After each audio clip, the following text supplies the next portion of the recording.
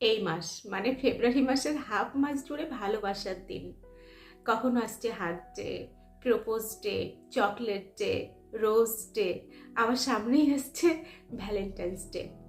তো তোমাদের মধ্যেও যারা হয়তো এই মুহূর্তে কাউকে ভালোবাসো কিন্তু মনের কথা বলতে পারছো না, তো তাদের জন্য একটা অপরচুনিটি। এই সময় চোখ কান বুজে নিজের মনের কথা বলে দিতেই পারো।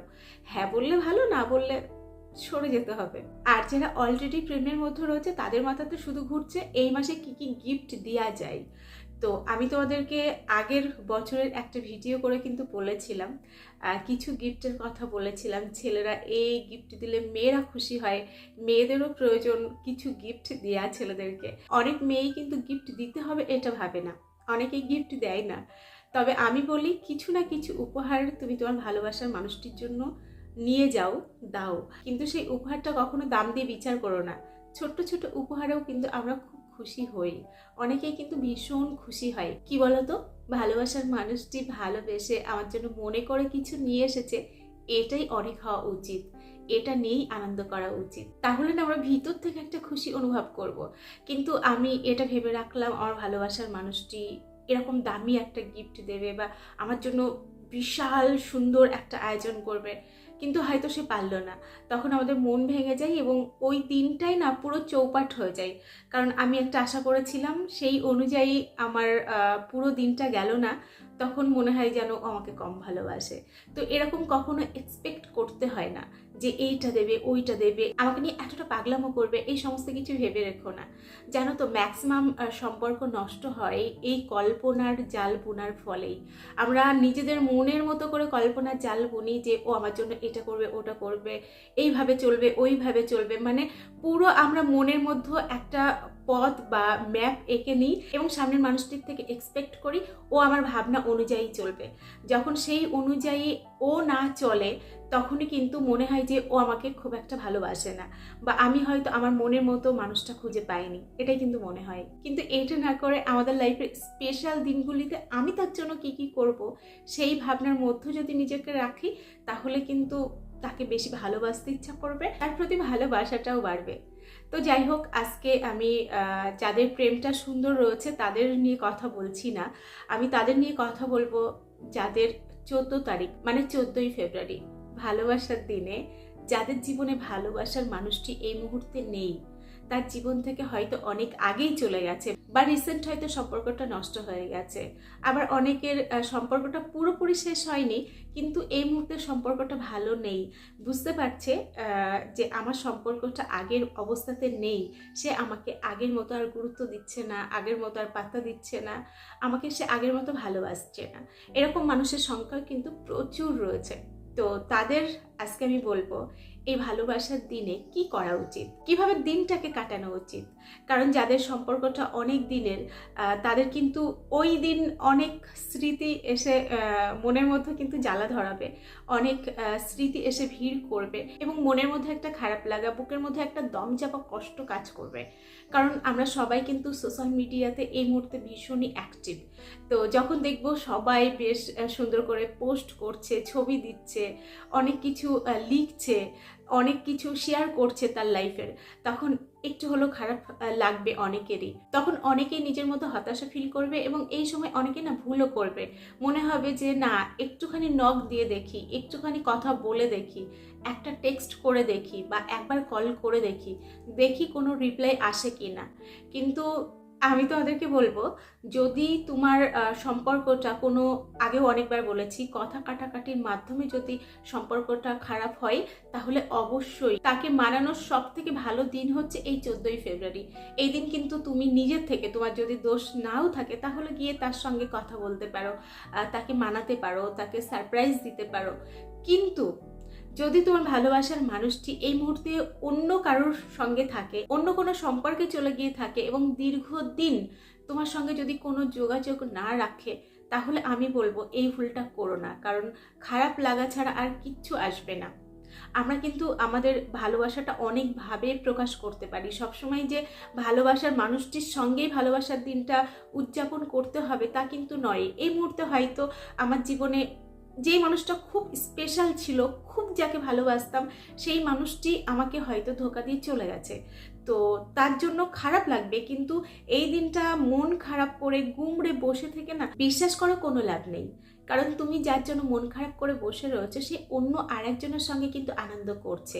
তবে আমি এটা বলবো না যে ও অন্যজনের সঙ্গে আনন্দ করছে মানে তুমিও কাউকে না কাউকে জীবনে নিয়ে তাকে দেখিয়ে দাও যে তুমিও আনন্দ করতে পারো। এরকম ভুল কিন্তু করো না। চট করে যখন তুমি একটা সম্পর্ক থেকে আঘাত পেয়েছো, চট করে আর একটা সম্পর্কে গিয়ে ওই সম্পর্কটাকে ভুলে যাব, এরকম ভুল সিদ্ধান্ত নিও না। কারণ নিজেকে সময় দাও, নিজেকে প্রস্তুত করো, নতুন করে আগে নিজের সঙ্গে সময় কাটাও, নিজেকে একটা স্বাভাবিক জায়গায় নিয়ে আসো, দেখবে পরবর্তীতে লাইফটা আবার সুন্দর হতে শুরু করছে। তো যাই হোক, আজকে আমি তাদেরকে, যাদের ভালোবাসার মানুষটি ছেড়ে চলে গেছে, তাদের একটা সুন্দর পদ্ধতি বলবো। এই পদ্ধতি অ্যাপ্লাই করলে বিশ্বাস করো তোমার মন ভীষণ শান্ত হবে এবং ভিতর থেকে না একটা অন্যরকম খুশি অনুভব করবে। প্লিজ তোমরা এই বছরটা একটু অন্যভাবে কাটাও, দেখবে দিনটাই পুরো রঙিন হয়ে উঠছে। তো যেটা করতে হবে সেটা হলো, আমরা প্রত্যেকেই যখন একটা প্রেমের সম্পর্কের মধ্যে থাকি তখন কিন্তু ভালোবাসার মানুষটির জন্য কিছু না কিছু উপহার, কিছু না কিছু প্ল্যানিং আমরা এই পুরো মাসটা জুড়েই করে থাকি। তো আমি তোমাদেরকে বলবো, ওই টাকাটা দিয়ে এই বছর এবার তুমি কিছু ছোট ছোট চকলেট কেনো। সেটা 1 টাকা দামের চকলেটও হতে পারে, অবশ্যই তোমার সামর্থ্য অনুযায়ী কেনো। এবং ওই দিন মানে 14ই ফেব্রুয়ারি তুমি যে কোনো তোমার নিকটবর্তী একটা স্টেশন হতে পারে কিংবা কোনো একটা বাজার হতে পারে, কিংবা তুমি যদি গ্রামে থেকে থাকো তাহলে দেখবে তোমার আশেপাশে অনেক ছোট্ট ছোট্ট বাচ্চা রয়েছে, হ্যাঁ, তো তাদেরকে 2টো করে কি 3টে করে কি 4টে করে কি 1টা করে হলেও চকলেট দাও। দেখবে ওদের মুখে কি মিষ্টি একটা হাসি ফুটে ওঠে। ওই হাসিটাতে না তোমার মনটা ভরে উঠবে। করে দেখো একবার, একবার একটু অন্যভাবে ভেবে দেখো, বিশ্বাস করো খুব শান্তি পাবে তুমি। কি বলতো, সবসময় যে আমাদের গতানুগতিকভাবে চলতে হবে তা কিন্তু নয়, একটু অন্যভাবেও চলা যায়, একটু আলাদা কিছু করেও কিন্তু ভালো থাকা যায়।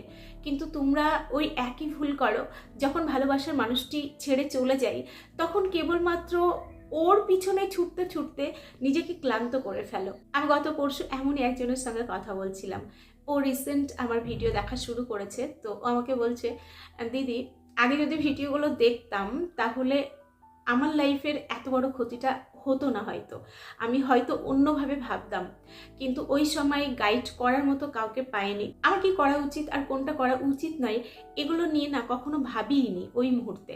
তো ওর যেটা ঘটেছে, ও একজনকে ভালোবাসতো, তো সেই ভালোবাসার মানুষটিও ওকে খুব ভালোবাসতো। তো মেয়েটি ছেলেটিকে বারবার বলছিল যে তুমি কিছু একটা করো, না হলে কিন্তু আমি সম্পর্কের মধ্যে থাকবো না। তো ছেলেটি তখন না ওই মুহূর্তে অতটা গুরুত্ব দেয়নি, চেষ্টা করছিল কিন্তু সিরিয়াসভাবে বিষয়টা ভাবেনি। এটা ভেবেছিল যে ও আমাকে ভীষণ ভালোবাসে, পাগলের মতো ভালোবাসে, ও আমাকে ছেড়ে কখনো যাবে না। এই কনফিডেন্সটা ওর মধ্যে কাজ করেছিল। তোমাদের অনেকের মনের মধ্যেই কিন্তু এই কনফিডেন্স কাজ করে, কিন্তু সত্যি কথা বলতে এই কনফিডেন্সই কিন্তু তোমাদেরকে ডুবিয়ে দেয়।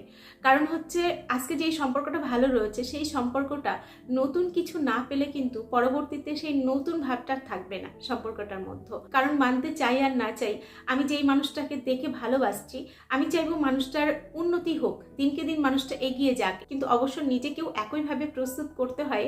তবে আমরা ওটা করি না, আমরা কেবলমাত্র সামনের মানুষটার ওপরেই সমস্ত কিছু চাপিয়ে দিই। এটা হচ্ছে আমাদের একটা মস্ত বড় ভুল বলতে পারো।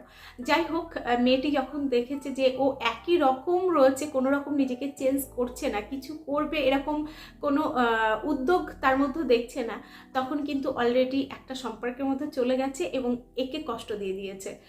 অনেক দিনের সম্পর্ক, তারপর আর কি পরের গল্পটা একদমই চেনা। ও মানানোর চেষ্টা করেছে, ফিরিয়ে আনার চেষ্টা করেছে, বারবার কনভিন্স করানোর চেষ্টা করেছে, কিন্তু কোনোটাই কাজ দেয়নি। এরকম করতে করতে 2টো বছর ওর লাইফ থেকে জাস্ট নষ্ট হয়ে গেছে। এই মুহূর্তে দাঁড়িয়ে কিছু করতেও পারছে না, নিজেকে নিয়ে ভাবতেও পারছে না, দিনকে দিন ডিপ্রেশনে চলে যাচ্ছে। তো এই কারণেই না আমি তোমাদেরকে বলি, যখন তোমার ভালোবাসার মানুষটি চলে যাচ্ছে তখন তুমি প্রথমে একটু মানানোর চেষ্টা করো। তবে আমি তোমাদেরকে এটাও বলবো, যদি দেখো তোমাকে ছেড়ে অন্য একটা সম্পর্কে চলে গেছে, তাহলে আমি ওই জায়গায় থাকলে কখনো তাকে আর মানানোর চেষ্টা করতাম না। কারণ আমার কাছে আমার আত্মসম্মানটা অনেক অনেক ওপরে। আমার যত কষ্টই হোক না কেন আমি নিজেকে এটা বোঝাবো আমাকে তার ভালো লাগেনি বলেই অন্য কাউকে ভালো লেগেছে। তো এখন আমার হাতে আর কিছু নেই, ওখানে পড়ে থাকা মানে নিজেকে অসম্মান করা। এটা কিন্তু আমি নিজেকে বোঝাবো।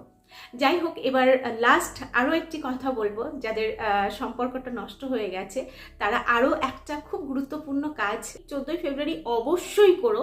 সেটা হচ্ছে একটা গোলাপ ফুল কিনে মাকে দাও।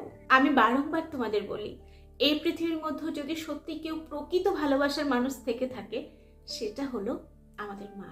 যদিও আমরা সব থেকে ওই মানুষটিকেই কষ্ট দিয়ে ফেলি, আমি নিজেও কিন্তু জেনে না জেনে অনেক কষ্ট দিয়ে ফেলেছি। তো এখন সেটা ফিল করতে পারি, অনেকটা দূরে রয়েছি তাই ফিল করতে পারি। তো তোমরা যারা কাছে রয়েছো, যাদের হাতে মাকে ভালোবাসার সুযোগ রয়েছে, তারা না এই সুন্দর সুযোগটাকে হাতছাড়া করো না। তুমি তোমার মাকে এই ভালোবাসার দিনে একটা গোলাপ উপহার দিও। যদি তুমি প্রেম করেও থাকো তাহলে ভালোবাসার মানুষটির জন্য যখন গোলাপ কিনবে তখন একটা গোলাপ কিন্তু আলাদা কিনো মায়ের জন্য। তো চলো, আজকের ভিডিও এখানে শেষ করছি। এতক্ষণ আমি তোমাদের সঙ্গে ছিলাম, তোমাদের বন্ধু রচনা ব্যানার্জি। আবার তোমাদের সঙ্গে দেখা হচ্ছে নেক্সট ভিডিওতে। ততক্ষণ সকলে ভালো থেকো, সুস্থ থেকো।